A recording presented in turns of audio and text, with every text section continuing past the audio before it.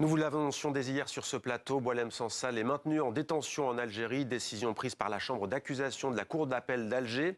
L'écrivain franco-algérien âgé de 75 ans a été arrêté il y a près d'un mois à l'aéroport pour atteinte à l'unité nationale et à l'intégrité territoriale du pays, pour complot également contre la sûreté de l'État. Sa maison d'édition Gallimard appelle à la mobilisation. Son avocat, maître François Imret, est notre invité. Bonsoir, soyez le bienvenu sur TV5 Monde. D'abord un mot sur votre réaction. Hier, quelle a-t-elle été? Est-ce que vous attendiez à ce maintien en détention de Boualem Sansal? Oui, je m'attendais en fait à ce maintien en détention, même si cette détention me choque et me heurte, et elle heurte comme elle heurte tous ceux qui pensent qu'on ne devrait jamais, nulle part, être emprisonné pour ses idées, pour sa pensée. Et pour moi, je suis très heureux de pouvoir m'exprimer aujourd'hui devant vous et à travers vous, peut-être par-delà la Méditerranée, pour essayer d'expliquer pourquoi ça suscite une indignation. Alors moi, je comprends que des propos ont pu heurter, blesser. J'essaie de me mettre à la place de l'autre. Et c'est ce qui est le plus difficile. Vous savez, aujourd'hui, on peut faire des choses formidables. On peut communiquer par Internet. On peut aller sur la Lune. Mais il y a quelque chose qui est toujours aussi difficile, c'est de se mettre à la place de l'autre. Moi, j'essaie de comprendre ce qu'il y a dans la psychologie de ceux qui se sont sentis offusqués par les écrits de Boualem Sansal au point de le jeter en prison. Et je veux aussi trouver les mots pour leur expliquer pourquoi cela nous heurte, et pas simplement nous, parce que ce n'est pas un problème franco-algérien comme on l'a souvent dit, c'est pas vrai. Bien sûr que le contexte d'une relation qui n'est pas ce qu'elle devrait être n'aide pas, mais il ne doit pas être l'otage de ces difficultés dans la relation franco-algérienne.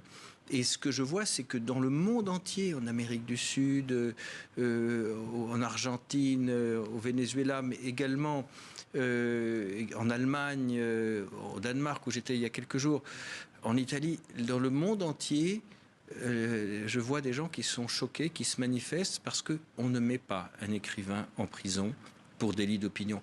Que chacun réponde de ce qu'il pense, de ce qu'il dit, c'est une chose. Mais je vais vous dire, il y a quand même une notion de proportionnalité et de gravité. Alors on va voir les propos, parce que l'Algérie ne dit pas clairement, à part les griefs que je viens d'évoquer, on ne sait pas exactement de quels propos l'on parle, mais on va essayer d'y voir plus clair. Mais d'abord, est-ce que vous avez des nouvelles de Boualem Sansal? Comment va-t-il? Quel est son état de santé? Et d'ailleurs, où est-il? Où se trouve-t-il? Alors j'ai des nouvelles qui sont indirectes, parce qu'elles passent par l'excellente équipe d'avocats algériens avec lesquels j'ai le privilège de travailler, mais qui eux-mêmes ne sont pas toujours informés en temps réel. Vous voyez, on a appris a posteriori qu'il avait été déplacé de l'hôpital Al-Mustafa à la prison de Koléa. Et bon, je pense que d'après les informations que j'ai sur sa santé, ça va. Son moral, ça allait encore la semaine dernière. Est-ce qu'il va bien aujourd'hui? Je n'en sais rien. Il faut évidemment qu'il tienne. Alors, mais c'est un homme de 80 ans. Oui. 75 ans, il est âgé de quasiment 80 ans. Oui. Est-ce que vous pensez qu'il a été arrêté pour ses déclarations lors d'un entretien à ce média d'extrême droite qui s'appelle Frontières en France? Il a notamment dit la France n'a pas colonisé le Maroc car c'est un grand État. C'est facile de coloniser des petits trucs qui n'ont pas d'histoire. Comme l'Allemagne avec la France, on peut occuper mais pas coloniser un grand État. Il a aussi dit que l'Ouest algérien appartenait au Maroc au moment de la conquête française de l'Algérie. Est-ce que vous avez des informations? Ce sont ces propos-là qui tombent sous le coup de la loi en Algérie? Je le suppose, mais j'en suis pas certain. Et quand bien même ce qu'il dit prête à débat, quand bien même cela heurte des certitudes, des convictions, des vérités, quand bien même, encore une fois, ça fait débat. Tous les jours, nous lisons des choses qui ne nous plaisent pas. Vous comprenez que ça a pu heurter de nombreux Algériens? Mais je comprends tous ceux que ça peut heurter, tous ceux qui pensent le contraire. Et c'est tout à fait leur droit, d'ailleurs. Et je ne suis pas là pour dire qu'il dit vrai. Je suis là pour dire qu'on ne met pas quelqu'un en prison parce qu'il a dit des choses qui ne vous plaisent pas. Vous avez pu parler avec lui? Pas encore? Non, malheureusement. Et d'ailleurs, je déplore que l'exercice des droits de la défense soit compliqué par cela. Vous n'avez pas eu de visa pour aller en Algérie? Non, mais j'espère que je l'aurai.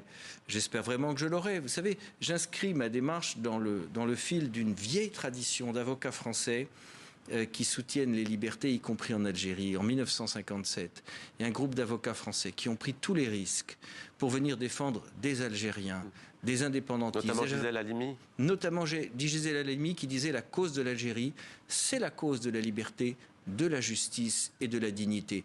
Eh bien, moi, je veux inscrire ma démarche dans les pas de Gisèle Halimi, qui n'est absolument pas une démarche contre l'Algérie, mais simplement pour la liberté. Et pour un homme, encore une fois, parce qu'il y a les principes, la liberté auxquels nous sommes tous attachés, surtout en France, vous savez, on a une vieille tradition d'écrivains embastillés, de Voltaire à Victor Hugo qui a été contraint à l'exil, et nous n'en sommes pas fiers d'ailleurs de cela. Et donc aujourd'hui, ça nous choque parce qu'on nous a appris que c'était pas bien de mettre un écrivain en prison. Mais il y a les principes, disais-je. Mais puis il y a un homme avec sa réalité, un homme qui n'a certainement pas voulu choquer pour choquer, qui a dit ce qu'il pense, et qui est un homme profondément affable, qui fait de l'affabilité une valeur essentielle et qui ne mérite pas d'être conservé. Merci beaucoup, maître François Zimré, avocat donc de Boualem-Sansal, qui, on le rappelle, est maintenu en détention, décision prise hier par la justice algérienne. Merci à vous. Merci.